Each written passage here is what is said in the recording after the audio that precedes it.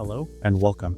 I'm Richard, and in today's tutorial, I will show you how to draw skirting design details using Rayon Design. Whether you're implementing a supplier's product or designing from scratch, this video will show you how to visualize and document clean, modern skirting details like the flush panel or a shadow gap skirting. We will learn how to use line weights, colors, and hatchings and annotations to communicate design intent clearly, and how to organize the details drawings inside a full architectural drawing set. Rayon is the fastest way to create 2D drawings, and it's browser-based and made for team collaborations. Please feel free to download the skirting template down below, and without further ado, let's get into drawing together using Rayon Design. There are plenty of ready-made skirting products on the market. Most come with DWGs, images, or PDFs that you can import and retrace with Rayon. But you can also draw design details from scratch, which we're going to do in our case, just to give us more design flexibility. And today we'll focus on two skirting design details: flush panel skirting, which sits in line with the wall, creating a sleek finish and prevents dust buildup, and a shadow gap skirting, a subtle detail that adds a clean floating feel to the space. Let's go on to Rayon Design. You can download Rayon as a desktop app or sign up and sign in. From the dashboard, you can import a DWG or PDF or a JPEG from suppliers, a skirted detail, or even simply start a new model. But because I've been working on like renovation drawings for quite a while, I'm just going to use this as my base. And what we're going to do is, as you can see, I have quite a full set of drawings, but what's missing is a couple of skirting design detail studies. And I'm just going to zoom at the bottom of the drawing and find like a clean empty space where we can start drawing a skirting. And to be honest, drawing a skirting detail is super straightforward. All you have to do is indicate the floor, concrete floor base, a wall, maybe some plasterboard, a wall finish, and of course the skirting itself. And it's quite straightforward and easy to create. And let's start with a flushed wall skirting, and I'm going to do that by drawing a simple box, which is 20 by 50 centimeters. We can even remove, for now we'll just work with pen weight, so we can even remove the fill and have this clean box. Let's again take the rectangle tool and draw a wall, which is going to be 4.5 by 30 centimeters. And we can also click space to pick up the same rectangle tool and draw a plasterboard wall. And we get to actually copy this and we give it another plasterboard wall and do it again. Indicate as a wall finish, which could be a wooden panel or simply paint, a coat of paint. On the right hand side, when you click on it, you can also see the size of this object. And for a wall finish, this is way too much, 2.5 centimeters, a bit too big. So we'll make it into maybe just 3 millimeters. And let's click double M to move it, and we can just position it right against the wall. So yeah, so now we have a very simple build-up of a detail.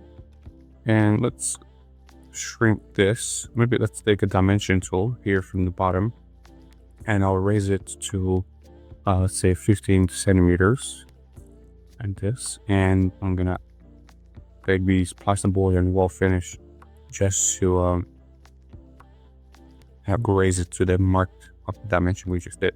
And yeah, here perfectly we created a space for a skirting. So we're gonna go ahead and also add a couple more details using the same rectangle tool, like a plasterboard profile, a steel profile. Maybe 4.5 by 0.4.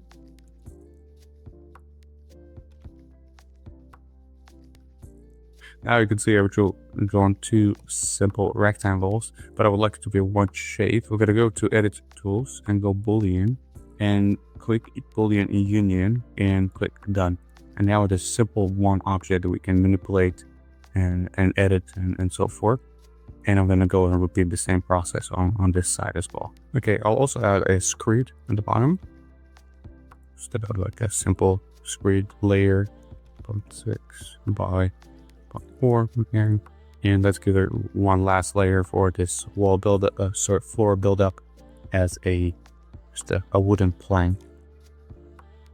But I also like to type dimensions, specifically because we're working with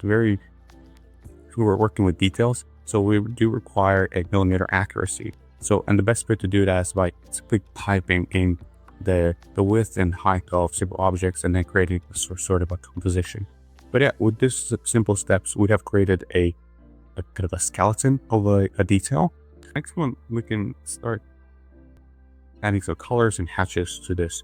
Let's start with the base, and we'll go to styles, add fill, and give it a nice concrete kind of a hatch, and something that looks kind of a bit fuzzy and dense. Yeah, we can go for this one. And I would say it's dense grass, but if we go to transform and edit, and maybe shrink down the pattern to like 0.05, it already gives quite a beautiful and simple concrete-ish feeling. We can even, under the stroke color, we can give it a lighter tone as well, so this is not so harsh on the eye. And what we can go here on the right begin panel is just save style and give it a concrete base. Wow. And because now it's almost blends with the white paper behind the hatch, so we're going to click on it and go edit and give this fill also a background. And this background fill is just something light to kind of distinguish between background and the paper behind us. So we can go also create the same thing for the wall, the concrete wall. You can hatch, give it some texture, something simple, a circle appearance.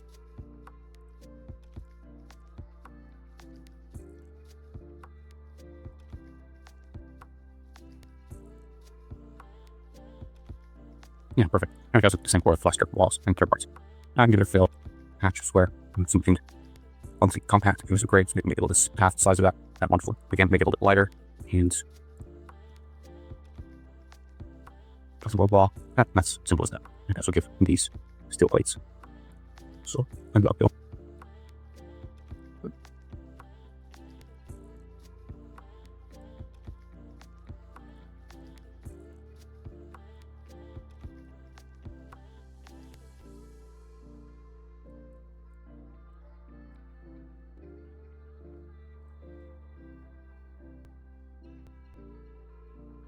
Yeah, I think it's starting to look fantastic. There is some concrete base with a nice parquet or timber skirting that is nicely flush with the wall. It is that simple. A few rectangles, some hatching, and now what we can do is also add some arrows or tags. So we're just gonna do like a labeling to join to better communicate what each layer represents. And in this step, it's quite important to make sure that the end of the arrow, that's it, is always positioned to exactly the element that you're trying to communicate. So let's say if it's the wall finish, it has to be right on top of it, or if it's on plasterboard or concrete. So we'll just move it in within those things. What I'm going to also do is maybe save this annotation style. So arrow 1. One thing I think I've messed up at the beginning is I made everything on annotation layer. So what I'm going to do is select everything and go to layer on the right side and change it to details. And then now the active layer and the arrow layer is under the annotation. So this way we'll always make sure everything's above and on top of the drawing. So there's no like arrows or text kind of hiding behind a line. We can go and also perhaps give it text next to this. You just give it line.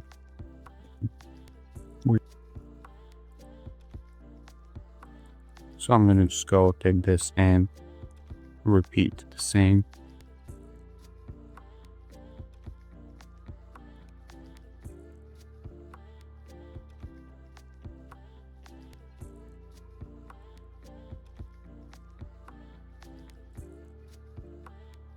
Also, another thing that I would like to add is some flat-headed screws that actually is keeping this steel plates together. And luckily in the template, we already have a set of screws, so you can just simply download those and take them, or you can find them in the libraries by just simply typing the screw itself for. But we're just gonna take the one that we already have in the template, just simply drag it in.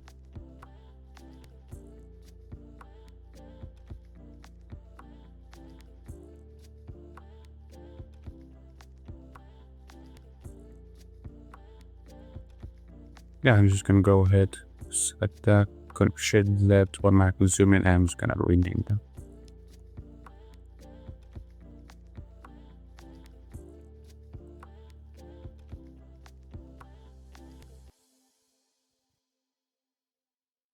So the first skirting detail is now complete and fully styled as we've just done it together. And the second one follows a similar drawing process, but with a few changes in its dimensions and profile sizing. What I've done already went ahead and do the skeleton. So what we're gonna do together now is style it. So what we can do is we just select an object and go to these 4 dots on the right side and find the concrete base that we just made. Perfect. So now you can see it's exactly the same. But even a faster trick is if we select that object, so this is the concrete wall, let's say, we can pick style, and voila, it's that simple, and automatically applies it. So we can go ahead and just do that for all the rest of them.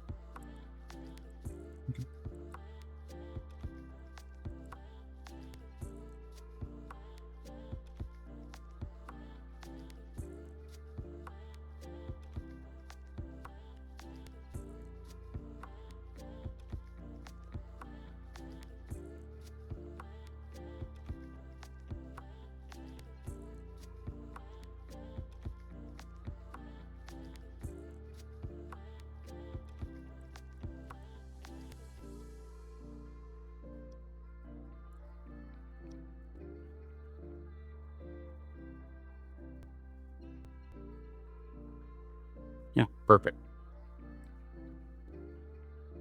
So the next step, just I'm gonna give you one trick before we head into laying these out on a sheet. So what we're gonna create is isolate this joint a little bit to kind of cut the edges off and give it a more by circular kind of focus on the detail itself. And what we're gonna do is go to a circle tool, and what we can do, maybe even adjust the stroke before we do that. And maybe want a dashed line with a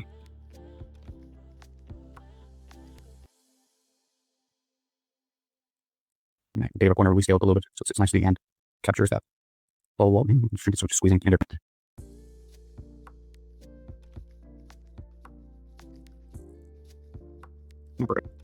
And next, we want to hide these, so we gotta go take a rectangle tool, just roll a random box just over in these corners and select all the objects, and then go to the editing panel and take the bucket, and we're just gonna click it in those spaces that are outside of the circle.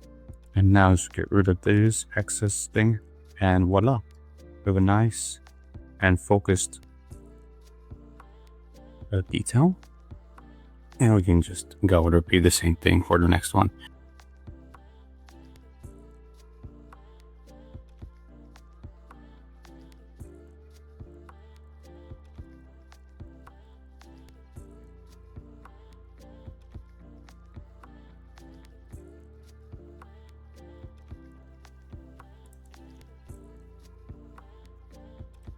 Yep, perfect. This looks fantastic. Now that our details are ready, let's add a sheet referencing them in our architectural drawing set, together with the plans and elevations. Let's note that the detailed drawings are usually placed towards the end of the drawing set, after the plans and elevations and so forth, and they're scaled at 1 to 5. So we can do that using paper canvas, pages, and views to set up a new beautiful sheet where these drawings will be sitting on. And for that, let's head over to our layer panel, and let's go from the model canvas, the one we've been working on right now from the drawings, and let's go to paper canvas. This is where we can set up our presentations. As you can see, we've already worked on some drawings before, But what we can do now to add these skirting details is go to layer, add a new page. Now let's just move it away. Let's put it like nice and tidy. One thing about the page is that here it is, as you can see on the format on the right hand side corner, it is A4, and this is an actual A4 sheet of paper, so it's 1:1 scale.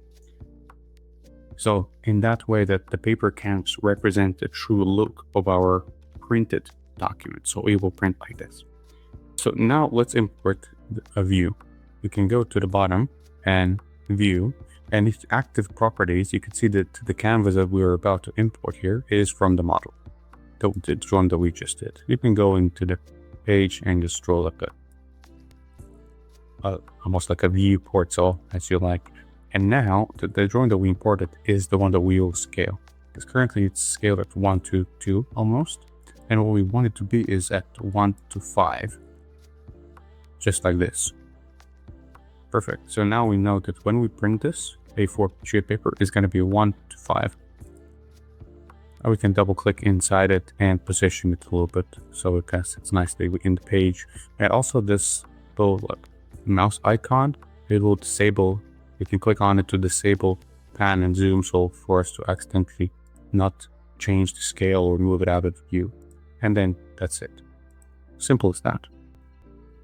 Let's give it some more information like the tags on label tag and so forth. So we're going to go to library and still type in tag.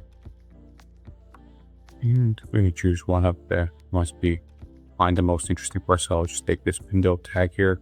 It says window tag, but to be honest, it's useful for anything. And we can just name it as a detail 1.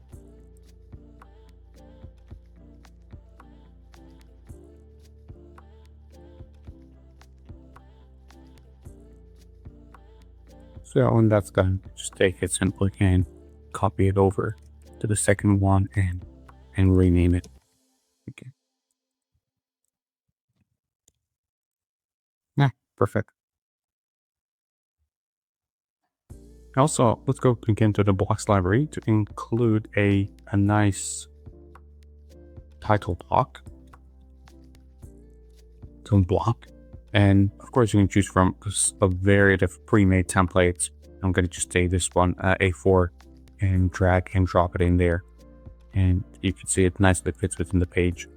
And that's typically how if you don't have already pre-made title blocks, this is how you can just get one from the blocks library.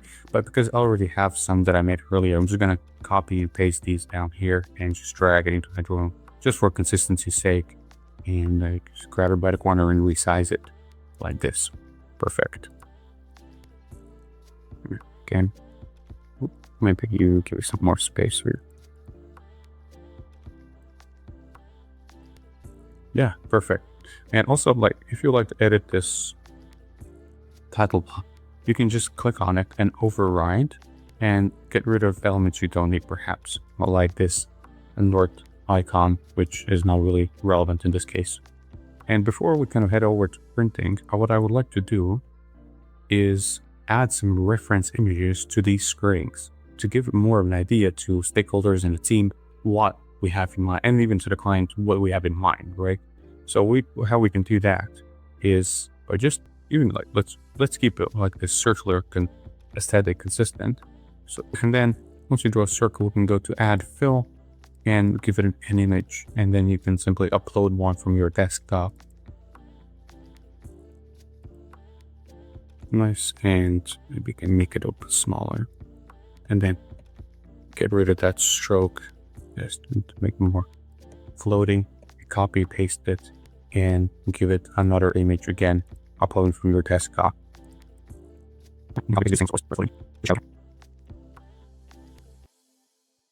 Yeah, perfect. I think it looking great. Very simple, straightforward. Now let's go and export these. We can go to menu on top on the left corner and go export. We can export it as an image. We can export all of them at once or individual images, or take it as a PDF. Again, export all or a specific drawing. and automatically like a preview window will pop up where you can review the line weight and the text if it's all aligned and organized. But another trick, what I just noticed is that this drawing says that it's A3, but here on page 1 out of 9. So I'm gonna close this and go to the pages section and reorganize these sheets a little bit.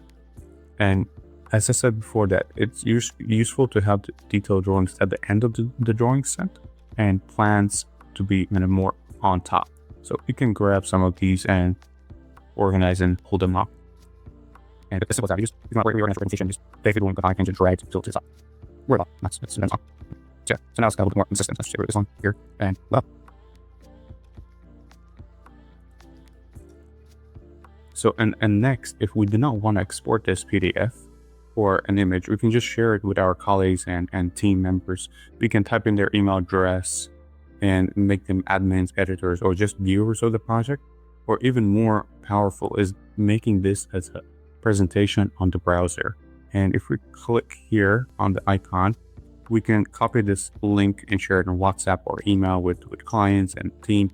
Or even better, we can, if we have a presentation, we can just click open and it will create a beautiful presentation which is organized and styled. And that's pretty much it for today's tutorial on how to do a skirting design detail with Rayon. And I hope this gave you a clear understanding on how to develop your own flush panel and shadow gap skirting drawings from like an initial line work to polished presentation sheets like these. Remember, you can access this free template in our description below to have a professional, well-organized details that are ready to share, export, or even integrate into your own artificial drawing sets. If you found this helpful, don't forget to like the video and subscribe for more tutorials on artificial drawings with Rayon, and feel free to drop any questions or requests for future topics in the comments below. We would love to hear from you more. Thank you for watching, and we'll see you in the next one.